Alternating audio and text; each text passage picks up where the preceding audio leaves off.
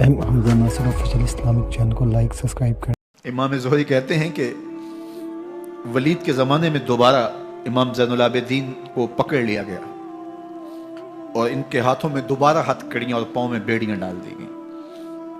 میں ملنے گیا تو جو ہی امام کے ہاتھوں میں ہتھ کڑیاں دیکھی تو میرا دل ڈولنے لگا اور میری آواز گلے میں دب گئی اور آنسو تھے کہ تھمتے نہیں تھے۔ تو امام زین العابدین نے مجھے دیکھا تو مجھے تسلی دیتے ہوئے کہا، زہری کیا ہوا تمہیں؟ تو میں نے کہا، حضرت کربلا میں تھوڑے دکھ دیکھے تھے اور اب یہ حالت مجھ سے دیکھی نہیں جا رہی۔ تو امام زین العابدین نے ان زنجیروں کو اور ان ہتھ کڑیوں کو جن سے آپ جکڑے گئے تھے جھٹکا دیا، لوہے کی زنجیریں ٹوٹ گئیں۔ کہا، زہری ہم اللہ کی تقدیر پہ راضی ہے ورنہ یہ زنجیریں کیا ہوتی۔ حمزہ ناصر آفیشیل اسلامک چینل کو لائک سبسکرائب کریں۔